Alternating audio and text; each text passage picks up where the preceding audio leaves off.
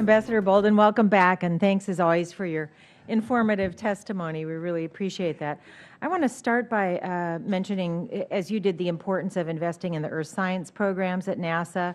I want to acknowledge the economic impact of that research, especially in the district I'm proud to represent. I can't overstate the importance of accurate climate and weather forecasting to my constituencies from agriculture, the fishing community.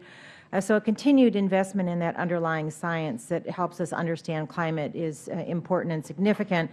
I know that last year NASA inherited from NOAA some climate sensors that were formerly a part of the NOAA-funded JPSS program, but NASA only received funding for fiscal year 2014 for that activity. So has that been remedied going forward? We think it is in the process of being remedied, and in fact, if I remember correctly, we plan to take the two sensors, the two climate sensors, and they will actually become a part of the International Space Station. We had the option of making them free flyers, which would have been relatively expensive. The Earth Science community working with the Human Exploration and Mission Operations Directorate. In our trying to enhance the utilization of station, we're beginning, as you may know, we're beginning to put more and more Earth Science missions on the International Space Station. That's where we intend to put them. Terrific. Thank you. And then I wanted to follow up on the comments that were made by a couple of my colleagues already about the concern about investing in the education mission. And as someone who discusses that issue frequently both in this committee and the Education Committee, STEM education is a priority, of course, of many of my colleagues on both sides of the aisle, of our constituency. What I want to talk about today is the NASA Space Grant Program. Recently, I met with representatives from the Oregon NASA Space Grant Consortium, and our conversation largely focused on the importance of keeping students engaged in STEM. And I'll tell you, there are a couple of examples that show how important this is. One of them is that students from McMinnville High School in my district on April 6th, coming right up, are doing a nano lab launch. And the difference that this is making to these students in McMinnville High School, they're thrilled that they have two separate nano labs going up to the ISS. They're so excited. And when we're talking about building people who want to work in this field, looking at someone who, also from Oregon, Victor Dang, who is now a full-time structures engineer for SpaceX, had an internship at the Johnson Space Center, said it was an amazing opportunity he couldn't have done without the Space Grant Program. Intern also at Ames Research Center, where he said the opportunity had an incredible impact on his career. It was his first industry experience, but it solidified his desire to pursue a career in aerospace. He said it was one of the most fun summers I ever had and inspired me to seek opportunities that would allow him to travel to new places.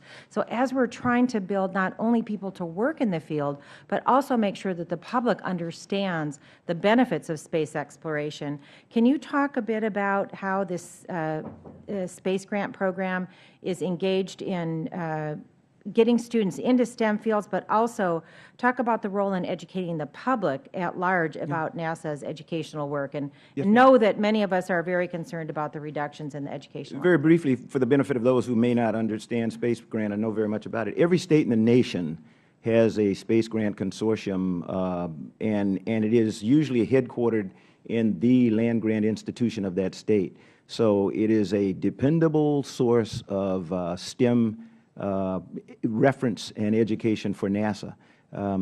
We have asked them over the past few years to extend their work actually down into the K through 12 level, where they were very uncomfortable at first. But they now, as a result of working with us on the Summer of Innovation, for example, which is probably where the young man in school has learned about STEM education, we now have the Space Grant Consortium in many states that are the responsible entity for making sure that Summer of Innovation is conducted in their states over a period of time. So it is a very good program. And do you expect that that program is going to be cut because there are these sharp reductions in the educational activities? One of the things that I never have to worry about is reductions in Space Grant. Space Grant and MUREP and other programs are those that we ask for what we think will be required to maintain them, and you all always help. So I'm not worried about funding for Space Grant. Well, thank you. And almost out of time. I yield back. Thank you, Mr. Chairman.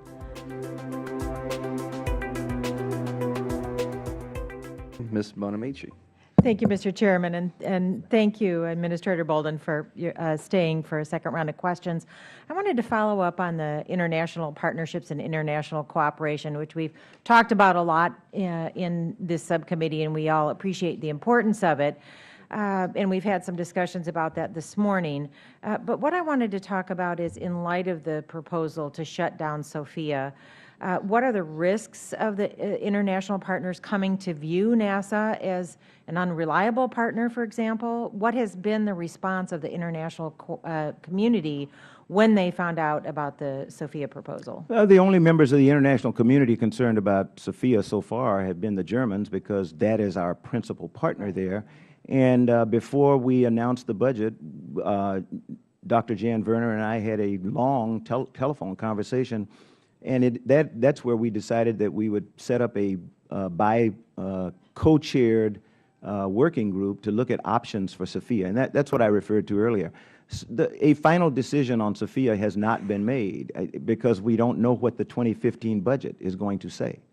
But as Congressman Brooks says, we are planning for the contingency that we don't get additional money in the science budget for SOFIA, and that would mean that we would then have to phase out of put it in mothballs. Well, and to follow up on that, even though Germany may be directly the only partner that has expressed concern, what kind of message does that send to the rest of the international community? And have you heard any response from others about questioning why this might happen? A good example would be ExoMars, which everyone was up in arms when we announced that we were having to step back from the initial agreements on ExoMars. When NASA entered into agreement with the European Space Agency on ExoMars, times were better.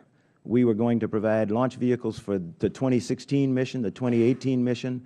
When the 2013 budget was about to come out, I talked to the European partners and I said, look, we had teams in Paris. This was leading into Christmas. And I said, this doesn't make sense. You know, we've got teams working on all this stuff, and I don't know what the 2013 budget's going to be. I cannot in good conscience allow the teams to keep working towards something that we may not be able to support. I said, give us time. Let us look at the budget, and then we'll determine what happens. When the 2013 budget came out, we found out we couldn't provide the launch vehicles that we had earlier promised. They went and negotiated, and Russia, as a partner in ExoMars, agreed that they would do that. We agreed that we could hold up our end of the bargain on a communications package for 2016 and a very important scientific package on 2018. So the partners understood where we were. They go through the same thing. It's just that when they back out of something or they don't make a payment, it doesn't make the front page of the New York Times the way it does when the United States does it. Thank you. And I asked you earlier about earth science. I want to ask you a question about planetary science. Can you talk a little bit about the continued cuts being proposed for NASA's planetary science program, and whether that's consistent in light of the work that NASA plans to undertake on a Mars 2020 rover? How can the cuts to the planetary science program be consistent? We are holding to a planetary science portfolio that we have brought to this committee and others for a long time. Mars 2020 is still on track. We have to find ways, innovative ways to do missions when budgets are reduced. And our budget has been constantly reduced over time. As I said, the President requested a certain amount since I've been the NASA administrator, and the amount appropriated has always been less than that was requested. And that's forgotten by most people. We have taken the resultant appropriations and we have figured out alternative ways to do things. Sometimes you de-scope a mission. Sometimes you have to cancel it. But we've really canceled very few missions in the time that I've been the NASA administrator, because we've been able to find alternatives to how to do it. Thank you. And even though that may be forgotten by most people, I doubt that it's forgotten by people on the subcommittee. So thank you very much, Mr. Chairman. I yield back.